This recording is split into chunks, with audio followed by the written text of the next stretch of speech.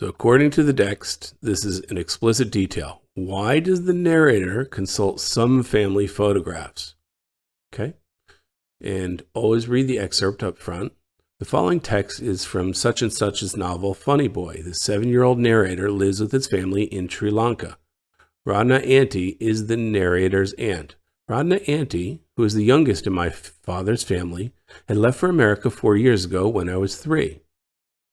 And I could not remember what she looked like. That might be a reason why he ultimately consults the family photographs. I went to the corridor to look at the family photographs that were hung there. But all the pictures were old ones taken by Radha Auntie was a baby or young girl. Try as I might, I couldn't get an idea of what she looked like now. My imagination, however, was quick to fill this void. So why did he go? Or why did he go look at the photographs? Because he couldn't remember what she looked like. He wants to use the photographs as inspiration for a story? No. He is curious about his father, how his father dressed a long time ago? Nope. He hopes the photographs will help him recall what his aunt looked like. That's exactly what he was trying to do. He wants to remind his aunt of an event. Nope, that's not it either. C is the correct answer.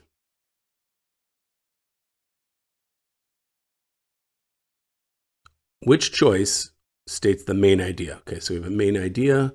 Let's read the text. NASA's Cassini probe has detected an unusual wobble in the rotation of Mimas, Saturn's smallest moon. Using a computer model to study Mimas's gravitational interactions with Saturn and the tidal forces, geophysicists such and such have proposed that this wobble could be due to a liquid ocean moving beneath the moon's icy surface. That would be really interesting. Water. The researchers, well, not necessarily water, but definitely liquid. The researchers believe other moons should be examined to see if they too might have oceans hidden beneath their surfaces. So this is about an unusual finding related to one of Saturn's moons that suggests there might be water, or at least a liquid, and we should do more research because, of course, finding water on other planets and things like that would be instrumental for human civilization. So, A, Rodin and colleagues were the first to confirm that several Saturn moons contain hidden oceans. No confirmation here, right? Could be is not the same as confirm. So that's not right. Research has failed to identify signs that there is a hidden ocean beneath the surface. No, didn't fail. It could be. That's not right either. Rodin and colleagues created a new computer model that identifies moons with hidden oceans without needing to analyze the moon's rotation. No, that's very extreme. It's kind of a definite, this is the fact and statement. That really isn't right.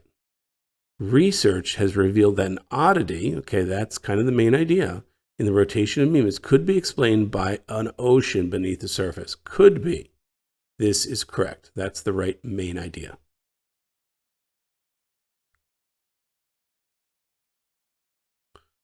Okay, we're looking for the main idea. Read the excerpt. The following is adapted from Burnett's 1911 novel, The Secret Garden.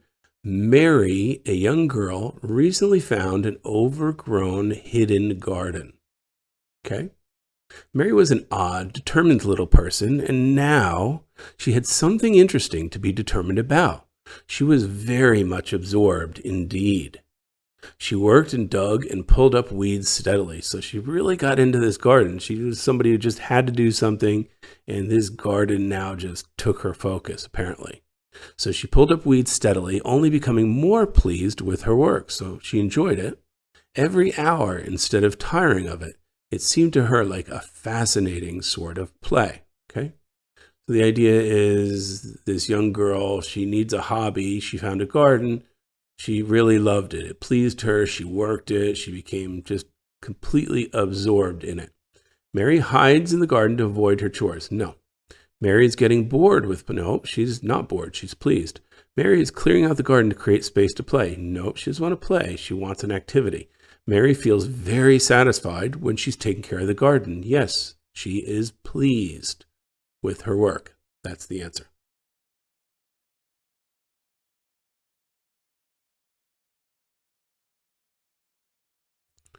Okay, we want a main idea. Shimmering is a collective defense behavior that researchers have observed in giant honeybee colonies. When shimmering, different groups of bees flip their bodies up and down in what looks like waves. This defense is initiated when hornets hover near a colony, serving to deter the hornets from approaching the bees. So they shimmer to get rid of the bees. So I assume individual bees are flipping up and down, but in total, it probably looks like the whole thing's shimmering to confuse or throw off the hornets. Researchers hypothesize that this behavior is a specialized defense response to hornets, as it is not observed when other larger predators approach the colony. So the main idea here is the bees have a specific defense against hornets called shimmering. So A, researchers are unsure how giant honeybees defend? No, they shimmer. That's what the passage is about. B, researchers think that shimmering in giant honeybees is a specific defense against hornets. Yes, that's the right idea. It's not too narrow. Hornets are known to be the main predators. Well, we don't even know that, actually. That's just not given in the text. Several different species of insects use shimmering. We don't know what other insects use shimmering. B is the correct answer.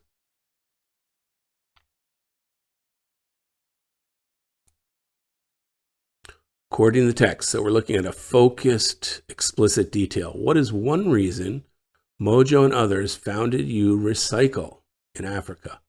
So Mojo co-founded You Recycle initiative in Africa when she was only a teenager. Mojo and her team founded the organization to teach young people how their actions, so we want the reason she did it, and it was to teach young people how their actions affect the environment and why recycling is important.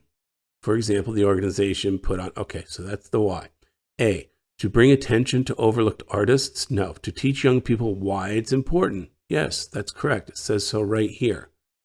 Not getting the part about how their actions affect the environment. So let's see if this is possibly too narrow and if there's a better answer. But I'm going to hold on to B for now. To help adults gain important, no, that's not the idea. To give teenagers advice? No, that's not it. B is the correct answer.